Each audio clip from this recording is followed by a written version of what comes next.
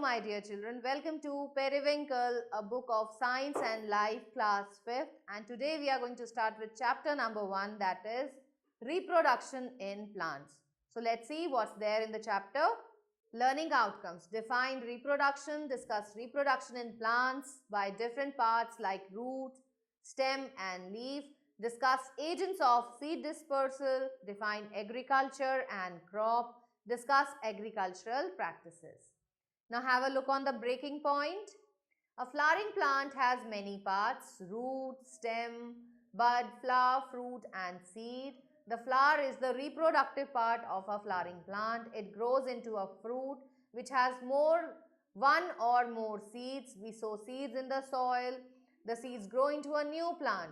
Can you name the things that a seed requires to grow into a new plant? Now, आपको ये सोचना है कि seed को ऐसी क्या क्या चीज़ें चाहिए जिससे कि वो एक नए प्लांट में डेवलप कर जाती है. So first of all you have to sow the seed in the soil. You have to give it proper amount of water. उसको सनलाइट देनी है. टेम्परेचर होना चाहिए बिल्कुल correct so that the seed can germinate. Now reproduction. You all know that plants are living organisms.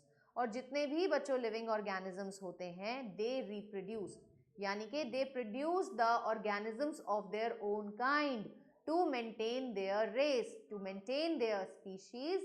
The organisms give the organisms produce the individual of their own kind. Every living organisms live for a certain period of time and then dies. This period from birth to death, इसको हम क्या कहते हैं? Life span कहते हैं. Before dying, living organisms produce their own kind to continue their race. The process by which living organism produce their own kind is called the reproduction. तो reproduction की definition क्या है? The process by which living organisms produce the organisms of their own kind to maintain their race or species is called as reproduction. Reproduction helps organisms to continue their existence on the earth. Now plants, children, also show reproduction. Plants can be divided into two groups. Plants को हम दो groups में divide कर सकते हैं. एक है flowering plant और एक है non-flowering plant. तो फ्लावरिंग प्लांट्स के अंदर तो फ्लावर्स प्रोड्यूस होते हैं and you all know that flower is the reproductive part of the plant. Flower से ही रिप्रोडक्शन होता है प्लांट्स में. और लेकिन ऐसा भी नहीं है कि अब बहुत सारे प्लांट्स ऐसे हैं जैसे जो कि नॉन फ्लावरिंग है, like ferns, like mushrooms.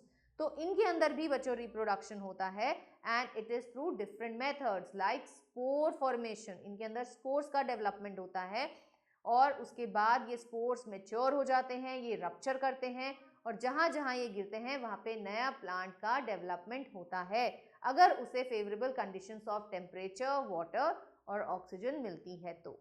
A flower develops into a fruit that has many seeds. Most flowering plants reproduce by seeds. Others reproduce by vegetative parts. तो ज़रूरी नहीं कि प्लांट्स के अंदर रिप्रोडक्शन सिर्फ सीड्स के ही थ्रू हो. different plants जो हैं they may show reproduction through their roots, stem or even leaves. When a plant reproduces by part other than flower is called reproduction by vegetative part. Non-flowering plants like mosses and ferns bear spores for reproduction. The spore is a small cell like a seed in flowering plant. Reproduction by roots. तो अगर बच्चों आपने sweet potato देखा हो तो sweet potato is a modification for storing food. आपने क्या देखा है कि ये जो स्वीट पोटैटो है ये स्वेल अप हो जाते हैं with food so that they can store the food for the growing plant. Because of the stored food, it becomes swollen. It bears small structures called buds. अगर आपने अपने घर में आलू देखा होगा तो आलू अगर हम बहुत दिन तक इस्तेमाल नहीं करते हैं तो क्या होता है, उसकी जो आईज होती हैं वहाँ से छोटे छोटी आउटग्रोथ्स हमें दिखाई देनी शुरू हो जाती हैं. अगर इन आउटग्रोथ्स को प्रॉपर कंडीशन ऑफ सॉइल मिल जाए, टेम्परेचर मिल जाए तो they will develop into a new plant. यानी कि हम आलू को उगा सकते हैं without the use of seeds. The bud grows into a new plant in the favorable conditions of air, water and warmth.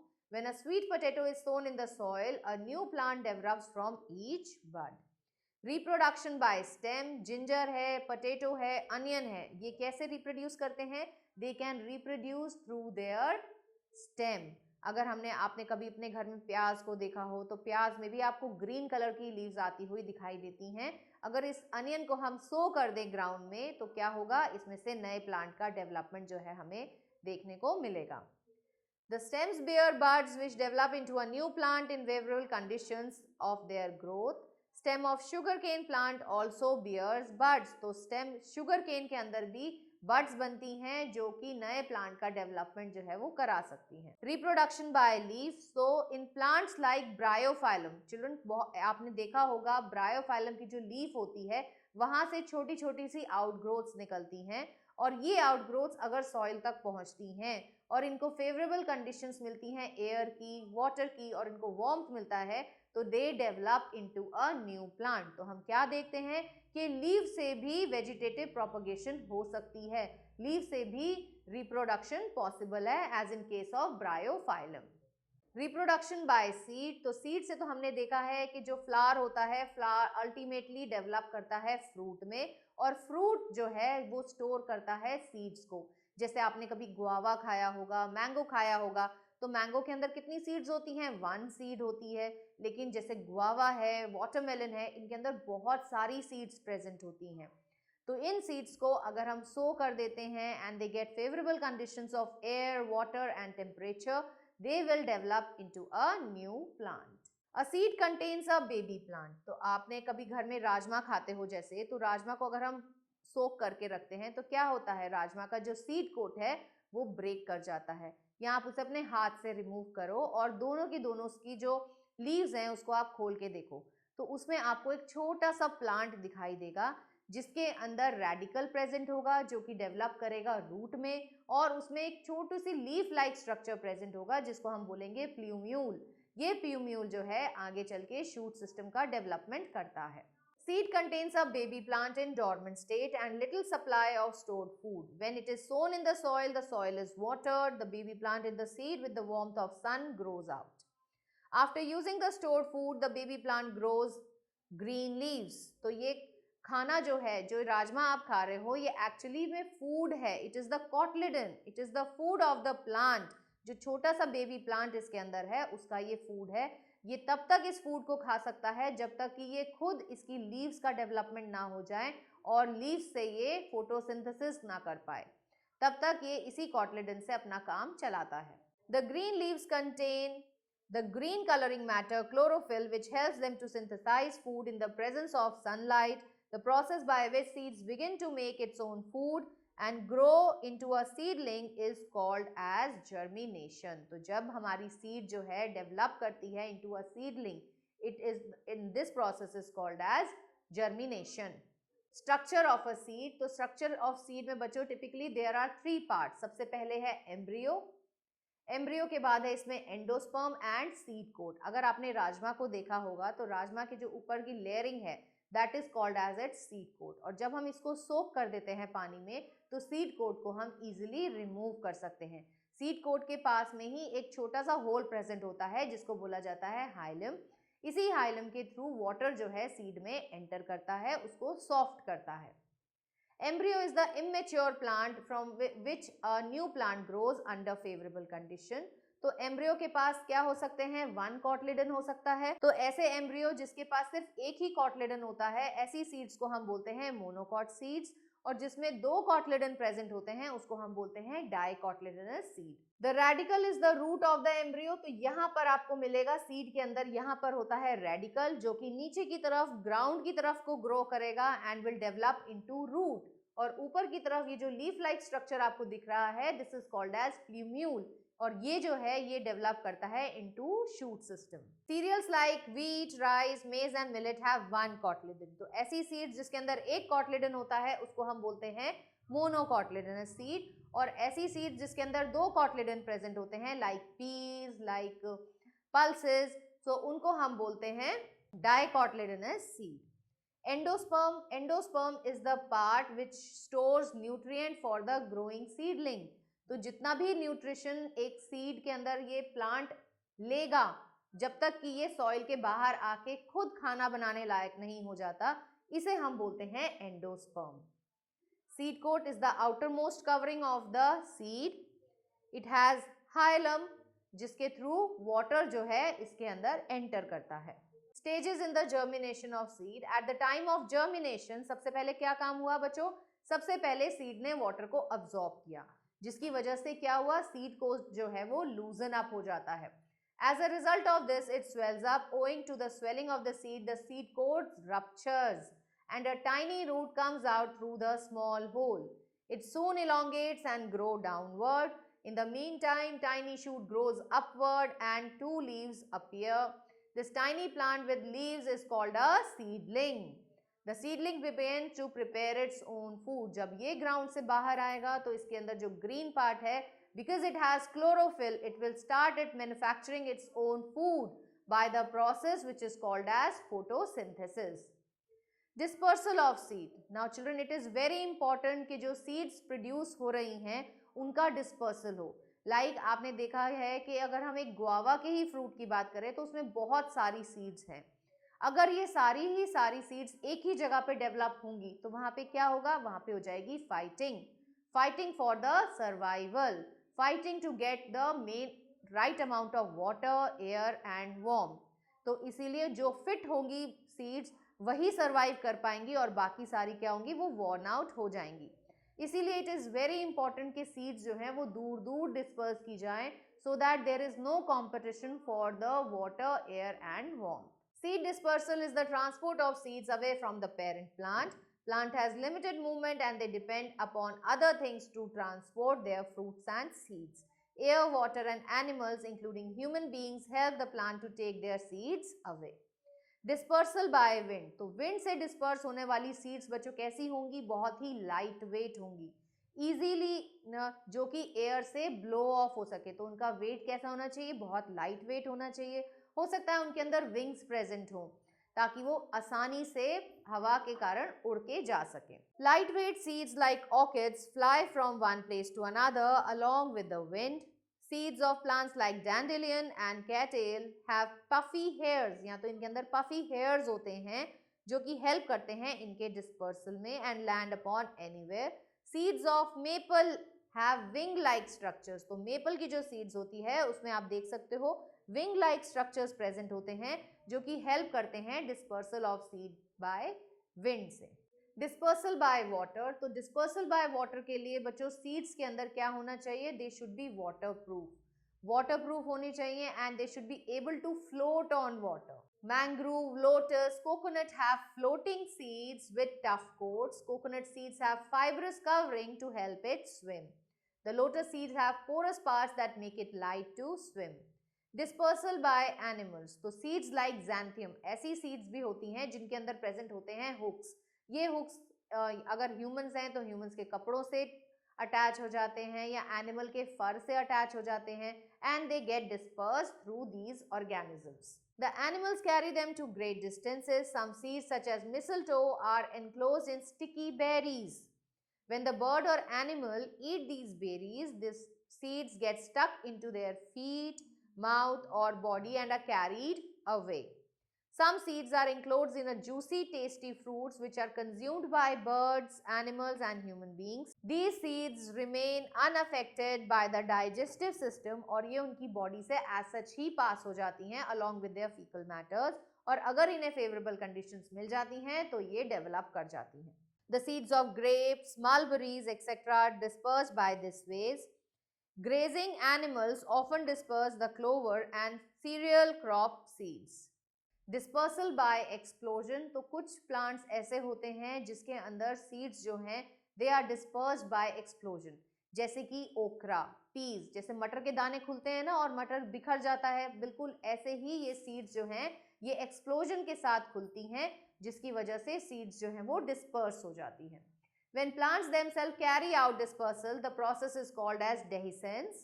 In dehiscence, a seed containing structure such as pods burst, shooting the seeds into the air. These seeds land up at a distance depending upon the weight of seed and the force with which they are thrown.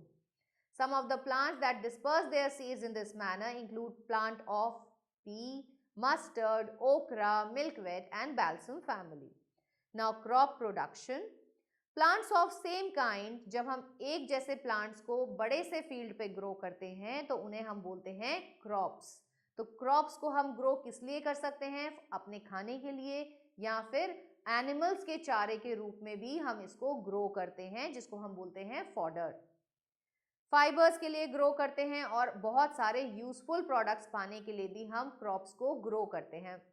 There are different type of crops, जैसे कि serials. Serials में क्या क्या आता है बच्चों? Wheat, मेज, rice, oats etcetera.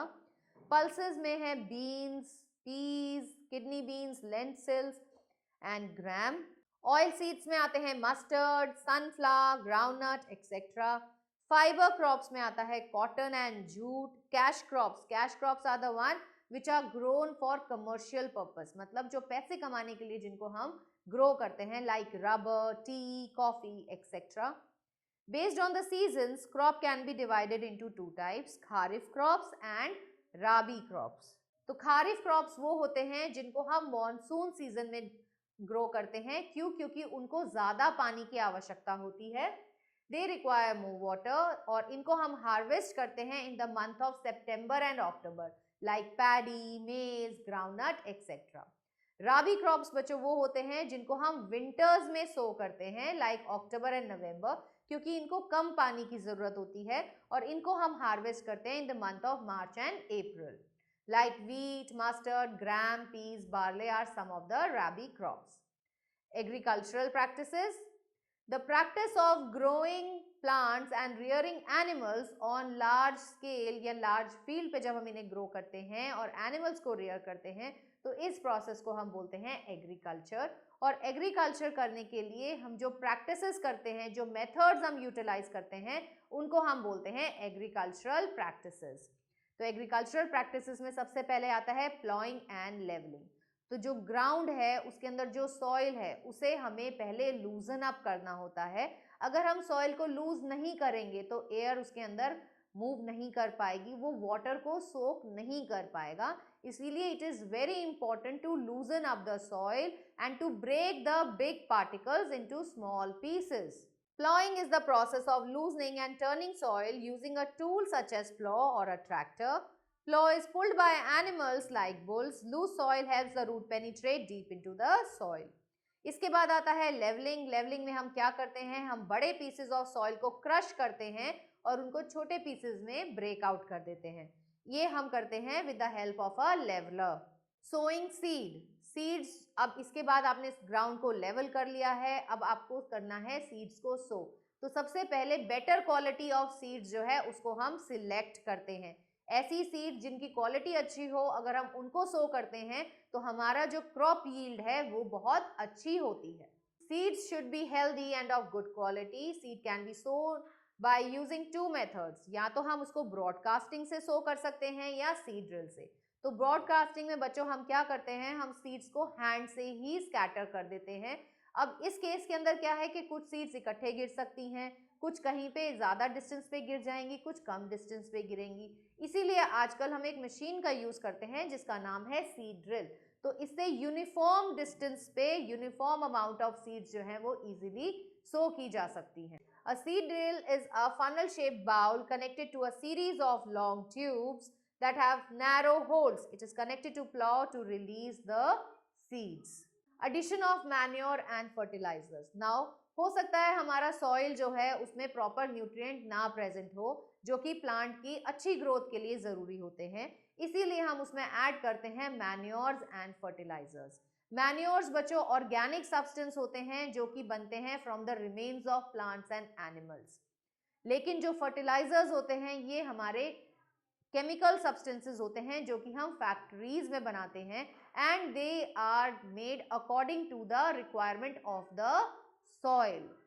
Irrigation. After manuring and fertilisation it is very important to water the plants, क्योंकि हमें पता है सीड्स के जर्मिनेशन के लिए क्या इंपॉर्टेंट है? पानी इंपॉर्टेंट है। इसीलिए it is very important to irrigate the field. Plants need water for their survival and growth. The supply of water to the field at regular interval is called as irrigation. Irrigation के लिए the farmers may depend on rain water. They may get the water from wells, tube wells, और आजकल तो नए methods आ रहे हैं जिसको हम बोलते हैं स्प्रिंकलर मेथड या ड्रिप इरिगेशन मेथड, जो कि हेल्प करते हैं to conserve the water. Protection of crops. Now it is very important to protect the crop from the unwanted growing plants. हो सकता है हमारे क्रॉप के साथ कुछ ऐसे प्लांट्स ग्रो करें जो कि हमें ज़रूरत ही नहीं है, अनवांटेड हैं, तो वो प्लांट्स क्या कर रहे हैं, वो हमारे प्लांट का न्यूट्रिशन चुरा रहे हैं. They are called as weeds. तो इन्हें हमें रिमूव करना होता है. Either this can be done manually or it can be done with the help of machines. हमारे प्लांट को कोई पेस्ट ना डिस्ट्रॉय कर दे, इसलिए हमें उसके ऊपर पेस्टिसाइड्स का भी प्रयोग करना पड़ता है. The process of removal of weeds from a field is called weeding. It can be done with a trawl and a harrow. A variety of animal, insects and rodents may damage or eat crops. They are called pests. A chemical substance used for controlling and destroying is called the pesticides. तो जब हम pesticide spray करते हैं तो they help in the removal of pests which may affect the growth of our plants. Harvesting. Once the crops have matured, बड़े हो गए हैं, grow कर गए हैं, अब हमें इसको harvest करना होता है and this process is called as harvesting. तो crop harvesting हम hand से भी कर सकते हैं, manually कर सकते हैं with the help of a sickle, या फिर आजकल एक मशीन आती है जिसको हम बोलते हैं harvester, उसको भी हम यूज कर सकते हैं. हार्वेस्टिंग के बाद हमें इसको क्रॉप को जो हमारा शैफ है उससे रिमूव करना है. तो शैफ के रिमूवल के लिए you can do it either by winnowing or by using a thresher. The process of separating grains from husk is called threshing. और आजकल एक नई मशीन आ रही है जिसका नाम है कंबाइन, जो कि हार्वेस्टिंग और थ्रेशिंग दोनों ही काम इकट्ठे कर देती है. Grains contain moisture which may need to be remove. तो अब हमारे ग्रेन्स के अंदर अगर मॉइस्चर है तो वो खराब हो सकते हैं, हो सकता है कोई माइक्रोबियल अटैक उन पे हो जाए, इसीलिए it is very important to dry the grains. तो हम इनको सन में ड्राई करते हैं और उसके बाद ही इन्हें हम बड़े बड़े गनी बैग्स में स्टोर करते हैं. Have a look on the wrap up children. The process by which an organism gives rise to another organism of its own kind is called reproduction. Most flowering plants reproduce by seeds, other reproduce by vegetative parts like roots, stem and leaves. A typical seed has three basic parts: embryo, endosperm and a seed coat. The process by which a seeds begin to sprout and grow into a seedling is called germination.